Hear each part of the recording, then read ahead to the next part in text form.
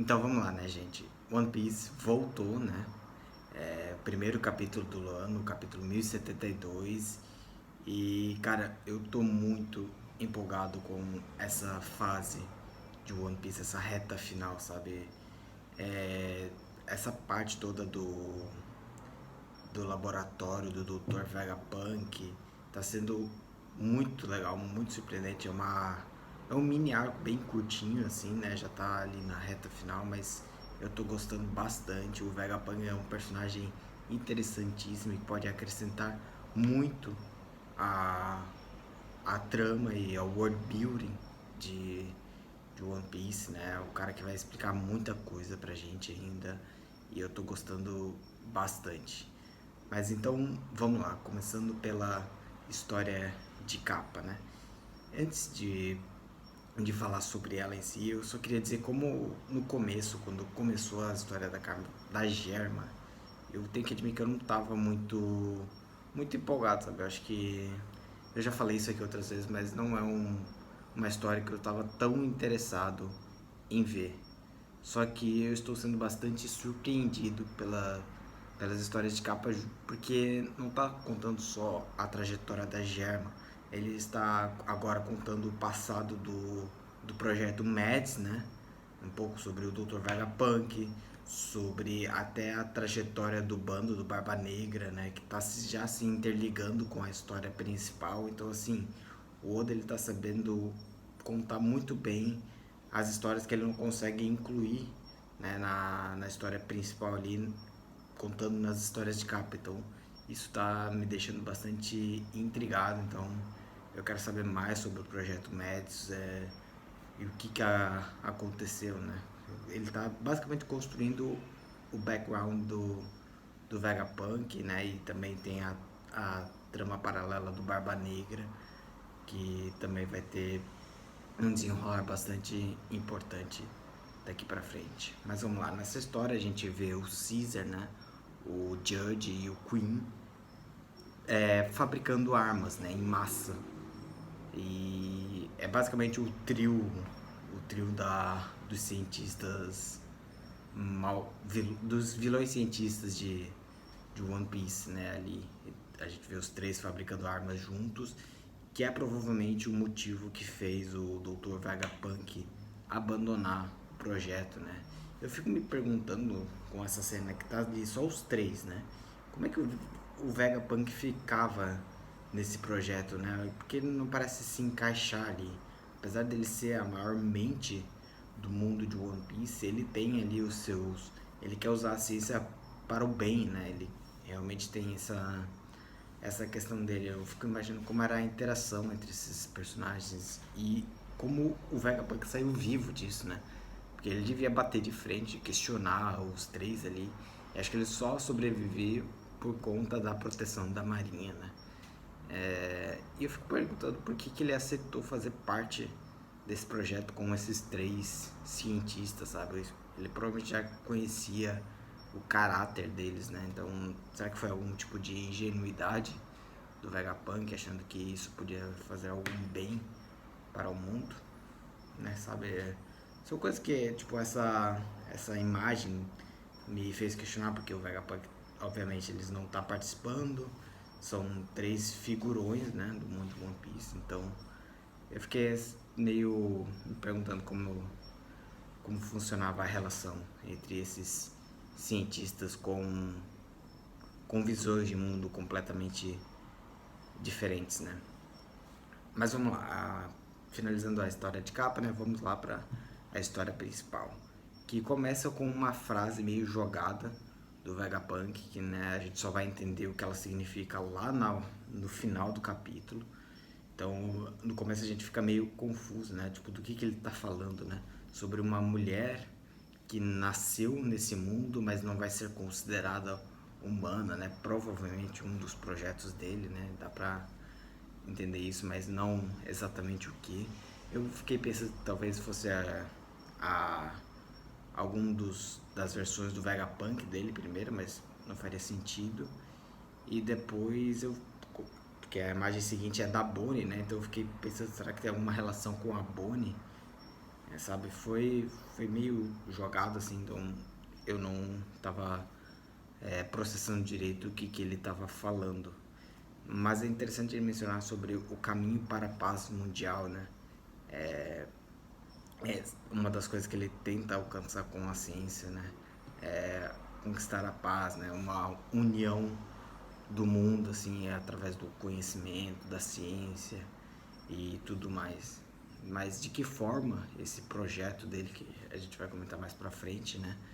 Se encaixaria na paz mundial é algo que eu ainda não consigo entender direito, né? Mas claro, isso vai ser explicado mais pra frente.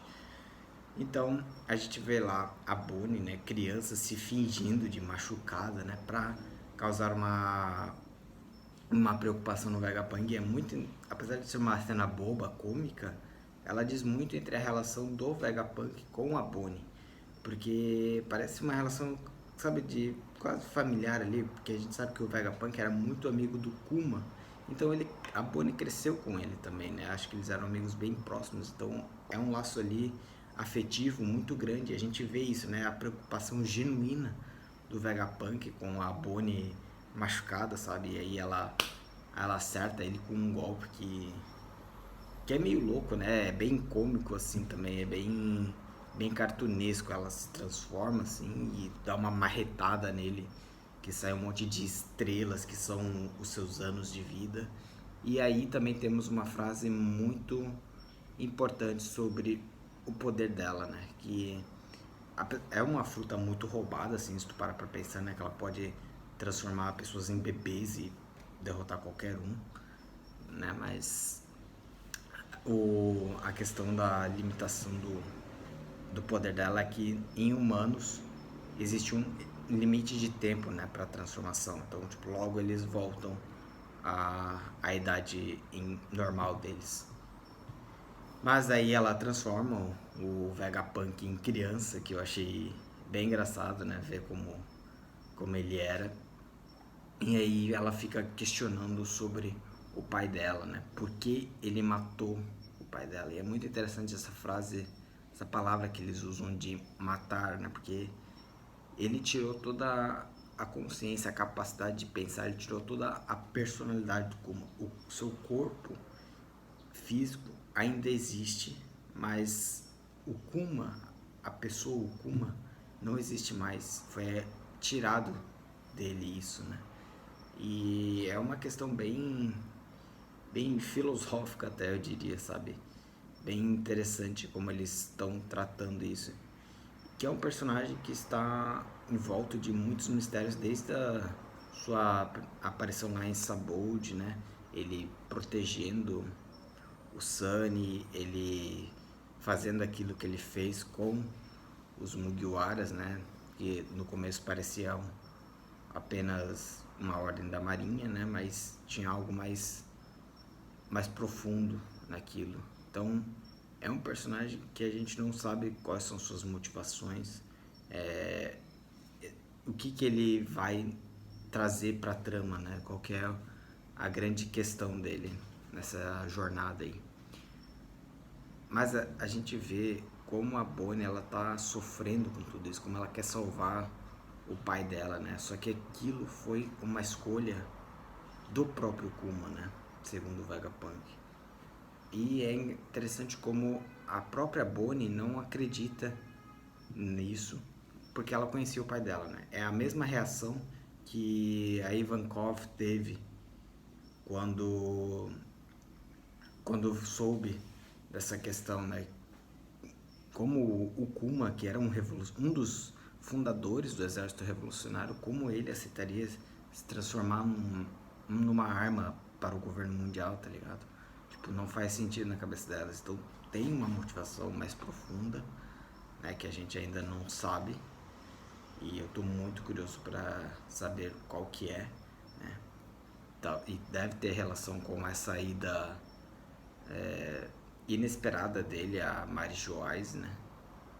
Então deve ter sido algo que o próprio Kuma pediu para o Vegapunk colocar, né, uma chavezinha, um protocolo para ele em algum momento fazer aquilo que ele deve fazer, que ele queria fazer, como arma do governo mundial, não sei.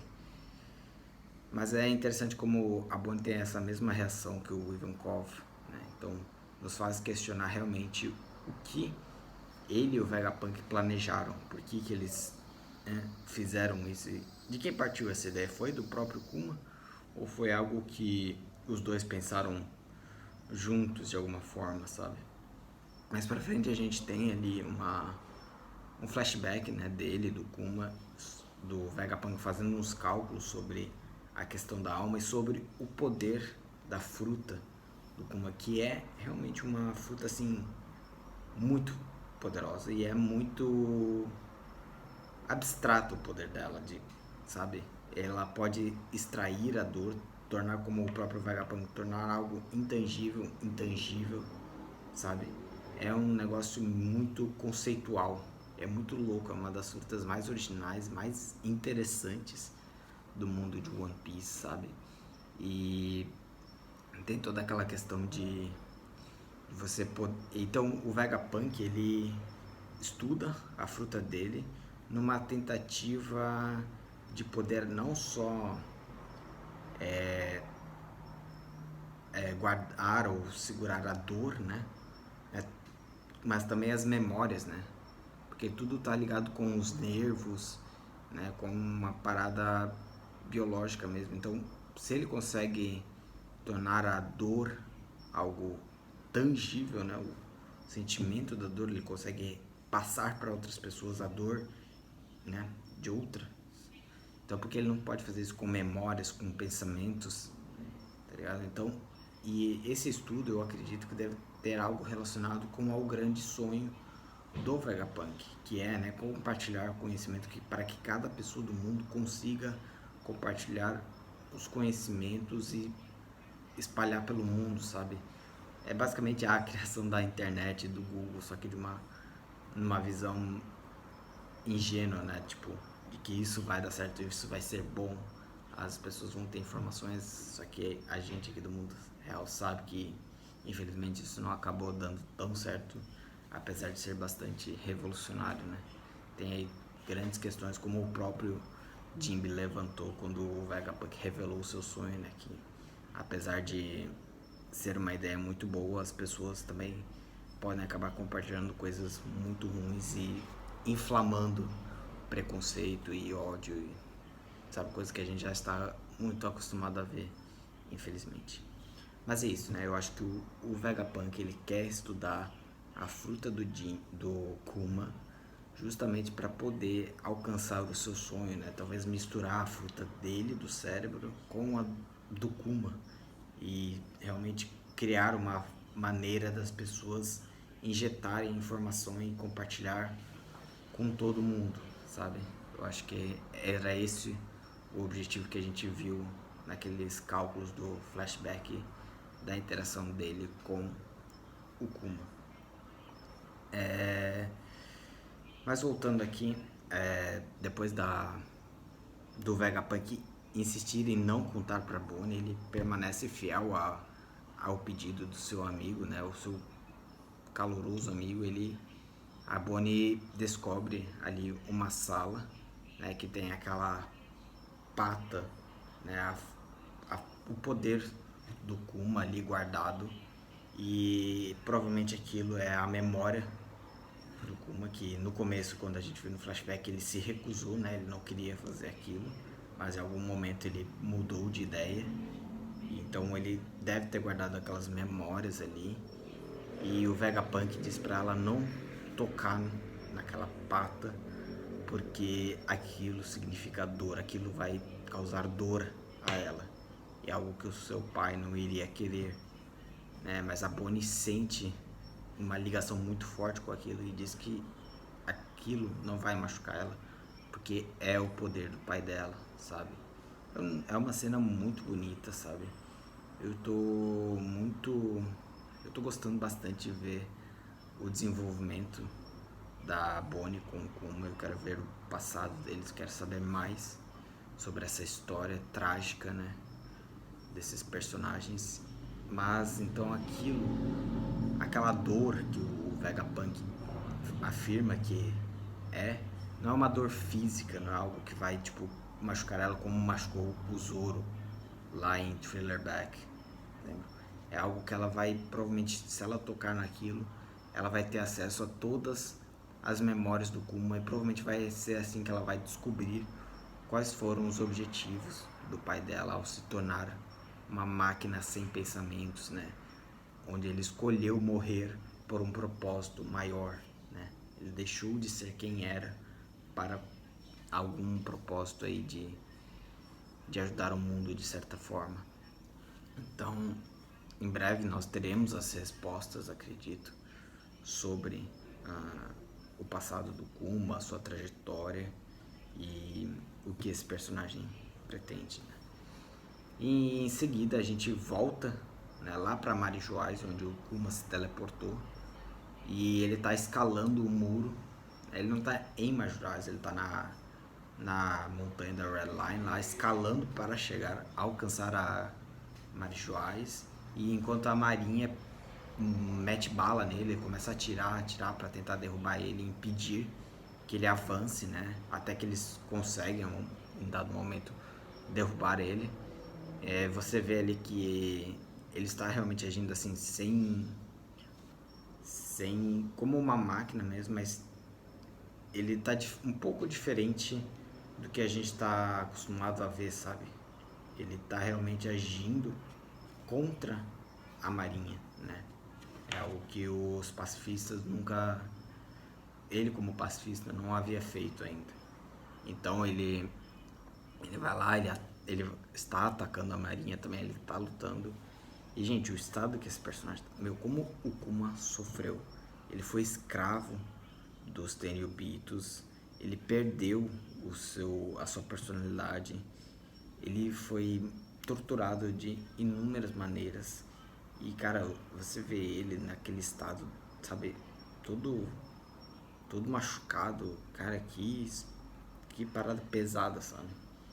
É um personagem que sofreu muito, né? Ele realmente é um cara que lutou pela causa, né, dos revolucionários. É um cara que realmente sacrificou tudo, né?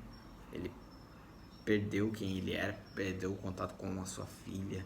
Ele passou por tudo isso para fazer algo numa tentativa de mudar o mundo, né? Acredito eu, pelo menos, que seja algo nessa direção. E acho que em breve, cara, talvez o Oda, apesar do Oda não ter realmente coragem de matar os personagens, o Kuma pode ser um que realmente vai de arrasta pra cima. É um personagem que eu vejo tendo um destino aí trágico. Quem sabe ele volte a ser quem ele era, mas quando isso acontecer, podem ser seus últimos momentos de vida, sabe? Acho que vai ser uma cena bem triste se isso de fato acontecer, né? Bom, e aí depois do Kuma a gente vai pra parte mais de ação, de porradaria mesmo, né? Mais shonen, né? Lá com a CP0, o Zoro e os Mugiwaras, tudo. Então, eles estão lá, né? Tá só o Brook e o Zoro protegendo o navio, enquanto tá toda a CP0 e os Serafins prontos pra atacar, né? E aí é muito engraçado o Sanji lá. Ah, que pena, o Zoro vai morrer antes de encontrar o One Piece, sabe? Aí a Nami, cala a boca, e vai lá ajudar ele, tá ligado? Aí ele fica numa questão, ajudar a Nami ou deixar o Zoro morrer. A escolha de Sofia do Sanji, muito engraçado isso. E aí o Frank vai ajudar ele, então vai ser Frank, Sanji, Zoro e Brook contra a CP0 e os Serafins, né? E aí, enquanto isso, a Lilith, né, vai tentar encontrar com eles para impedir que né, como tem aquela ordem de comando, todos os 6 Vegapunks sobrepõem a ordem da CP0 aos Serafins. Então, se eles chegarem lá e mandarem, eles vão poder mandar nos Serafins. Então, esse é o objetivo da Lilith. E aí, né, a gente tem uma cena de batalha do Zoro contra o Kako, parte 2, certo? O Kako também despertou a sua Akuma no Mi, né? Então ele tá com aquelas nuvenzinhas, tá com um visual mais mais badass, apesar de ainda ser muito cômico, aquela girafa. Ele ataca o Zoro, só que o Zoro, emputecido já de lutar com tanta zoan, com tantos bichos, assim, ele joga o Kako no chão, assim, deixando dúvida nenhuma da diferença de poder entre os dois, sabe? Tipo, apesar da Cip-Zero, do Lute, do Kako terem evoluído muito, gente, não dá, né? O Zoro e o Luffy acabaram de passar por Wano, eles derrotaram Yonkou, os comandantes de Yonkou, sabe? Eles estão no nível muito acima, sabe? A gente viu isso na luta do Kako, do Rob Lute com o Luffy, né? O Luffy tava moendo o Lute, e apesar deles não serem nada fracos hoje em dia, não tá no mesmo nível. Então o Zoro ele derruba, ele se defende do golpe do Kako e derruba ele, né? E aí a gente tem algumas informações importantes, né? Os Serafins, apesar deles serem robôs, clones, sei lá o que eles são exatamente, mas eles não só obedecem, eles também têm, em certas ocasiões, momentos que conseguem ter pensamentos próprios, né? Eles conseguem fazer escolhas próprias. Então ali, apesar do Lute dar a ordem para eles, eles param e eles começam a analisar a barreira do Lab Phase, né? Então era isso, ele não estava entendendo o que estava acontecendo. Então era isso, o Vegapunk revela pra gente que eles, em dadas ocasiões, eles conseguem ter pensamentos próprios. Mas de qualquer forma, a gente vai pro final do capítulo, que é a parte mais bombástica, né? A parte chocante aqui desse capítulo, que é a revelação parte da revelação da identidade da Stussy, né? A agente infiltrada da Cip-Zero, que é a pessoa, a mulher de quem o Vegapunk falou lá no começo do capítulo, na primeira página, né? Ela é um clone, ela foi o primeiro experimento de clonagem, né, que foi um sucesso do Vegapunk.